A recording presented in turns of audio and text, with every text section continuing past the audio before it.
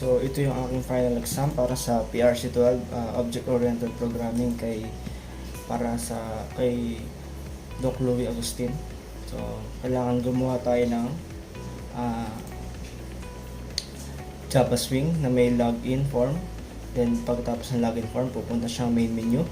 Then, sa main menu, meron siya sa loob ng button na number sorting, grade averaging, saka about page. So, ito yung ginawa kong program. So, explain muna natin tong main class, mga public class ko. So, dito yung login.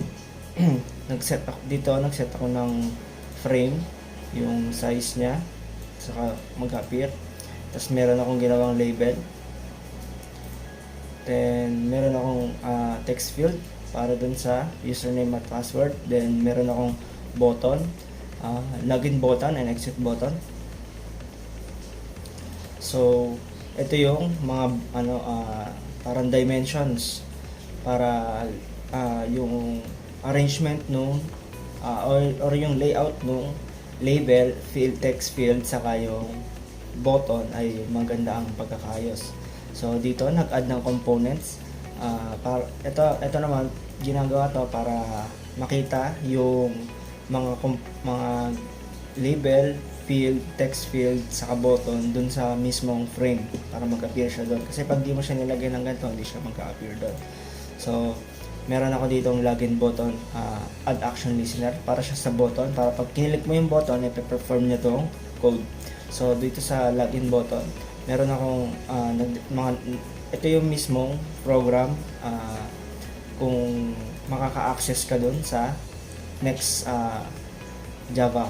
So main menu, pagka successful ang login mo, sa main menu ka pumunta. So naglagay ako ng ang standard username ko, dapat admin, tapos ang password ay 123.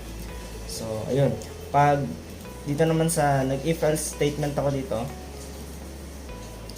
So dito, pag tama yung username at password, access granted. Tapos pag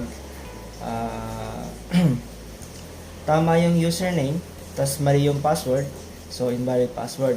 Tapos pag tama yung password, tapos invalid yung username, invalid username yung lalabas. Mag-show siya ng message dialog. Tapos kung parehas mali, access denied. So, pag nag-attempt ka ng 3 beses, magkakaroon siya ng intruder alert, tapos mag-exit yung system. So, ayun. Tapos meron din ako ditong exit button para pag kinilik mo yung exit button na action listener, para pag kinilik mo yung exit button, mag-exit yung program. So, ayun. Meron akong main menu. So, ang kailangan doon sa requirements ay explain. Okay. Kailangan pa explain ito. Sige. So, katulad nung kanina, nag-setup ako ng frame. Gumawa ako ng components, yung mga button. Nag-layout ako ng mga dimensions. Ayan, ito, dimensions. Tapos nag-add ng components para makita. Tapos meron akong sorting button. So dito maano yung pagsosort ng numbers na ilalagay ko doon sa sorting ano ba to? Sorting button. Ito, pag kinilik natin to, magbi-view yung sorting na susunod na na Java na susunod na frame. So, grade averaging button, ganun din. Pag pinindot natin tong button na to, mag-show yung grade averaging frame. So, ganun din sa about. Sa about naman, dito, gumawa naman ako ng dito na pumasok yung requirement ni Doc Louie na na public class. Yung tatlo. Kailangan daw kasi merong public class, protected class, and protected void, public void. Right? Public void, static void, and protected void. So, dito, nag-declare ako ng about me para tawagin niya to. Then, tinawag niya yung about me. So, pag tinawag niya yun, ito yung ito yung lalabas. Ayan.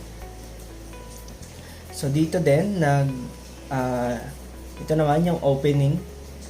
Ito naman yung aking static void. So pag successful yung login, dapat una mag-a-appear kasi unang-una siya sa coding.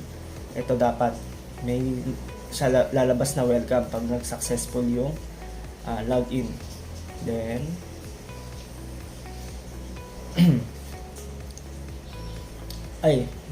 saka pala nakalimutan ko yung sa exit na public void. So sa login meron akong exit. So tinawag ko yung exit doon. Ayan, nag-declare then tinawag yung exit. Ito yung exit sa public void. So sa sorting Java naman, nag-set up ng frame, gumawa ng components, nag-layout ng dimensions. Then so ito naman yung pag sort niya ng number. So pag nag-insert ka ng number, nag-insert ka ng pag narating mo yung 4 numbers na tas pag nakapag-insert ka ng 4 numbers, tas pag kinilik mo yung sort button, ayan, mag-perform siya ng action. So isusort niya yung 4 na numbers, array niya. Then meron tayong menu button. So pag kinilik natin yung menu button, i-dispose niya yung sorting frame. So ang matitira na lang ay yung main menu. So ganun din sa grade averaging. Meron tayong ginawang frame, components, layout dimension, tapos nag-add ng components. Tapos dito naman yung average button. Meron niyang math grade, science grade, and English grade. So kukuhaanin niya yung mga nilagay mo doon kasi ikaw yung mag-i-input nun. Then kakalculate niya. So yun yung average. Kakalculate niya average. So magsho-show yung average grade. Maglalagay ng message dialog. Then sa menu button, ganun din katulad ng sa sorting, di-dispose niya yung grade averaging JavaScript. Yun. Tapos sa about, yun, explain ko na to kanina. So for further i-run natin yung program. So ayan, kailangan 'di ba admin saka 1 2 3. So try muna natin magmalinaw isa. Okay, goods. So invalid username kasi tama naman 1 2 3 kasi nilagay ko sa password. So gawin ko 1 2 para mapabilis na, gawin na natin login. Pasok na agad dapat. So ayun, lumabas yung message access granted. Tapos yun, naglabas ng welcome, yun yung opening na code natin. Ito, welcome. Then, yan, lumabas na yung main menu. So, sa main menu, meron akong sorting button, grade averaging button, about button, and back button. So, sa sorting, ito yung requirement ni set. So, mag-insert tayo ng numbers. Dapat isusort niya yan. So, dapat ang malalabas siya 1, 2, 2, and 4. So, sort natin. 1, 2, 2, and 4. So, okay. So, example pa. Kunyari, double digits. Yan. 87. Sort natin. So, ascending pa rin siya. 12, 17, 32, and 87. So, okay na yan. So, pag kinilik ko itong menu button, ma-dispose yung sorting frame. So, babalik siya dito sa main menu. So, punta naman tayo sa grade averaging. So, sa grade averaging, kunyari, nagka-grade tayo 89, 90, 91. So, ang mangyayari dito, 90 ang calculate average siguro nito. Okay.